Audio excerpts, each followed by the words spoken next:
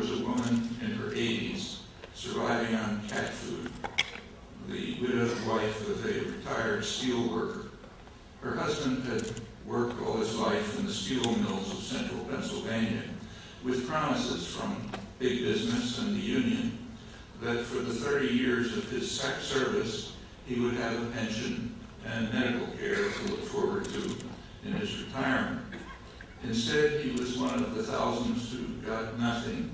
because the incompetent mill management and corrupt union, and not to mention the government, raided the pension funds and stole their retirement. All she had was Social Security to live on. And Stack could have added that there are concerted and continuing efforts by the super rich and their political allies to take even that away on spurious grounds. Stack decided then that he couldn't trust big business and would strike out on his own, only to discover that he couldn't trust the government that cared nothing about people like him, but only about the rich and privileged. And he couldn't trust the legal system, which, in his words, in which there are two interpretations for every law, the one for the very rich and one for the rest of us. The government that leaves us with the joke we call the American medical system, including the drug and insurance companies that are murdering tens of thousands of people a year, with care rationed by wealth, not need,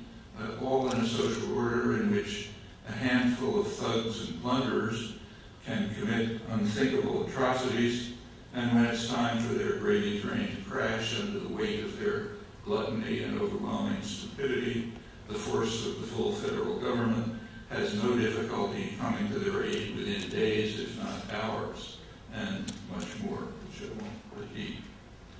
Stack tells us that his desperate final act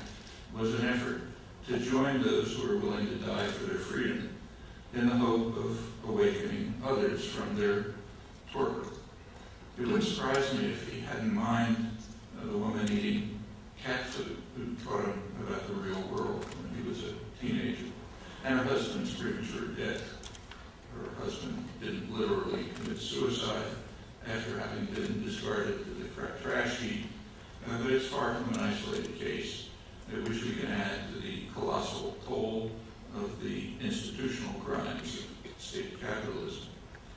There are poignant studies of the indignation and the rage of those who have been cast aside as the state corporate programs of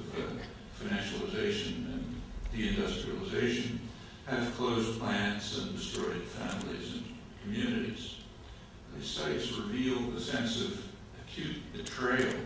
on the part of working people who believed that they had fulfilled their duty to society in what they regard as a moral compact with business and government, and only to discover that they had only been instruments for profit and power, truisms from which they had been carefully shielded by doctrinal institutions.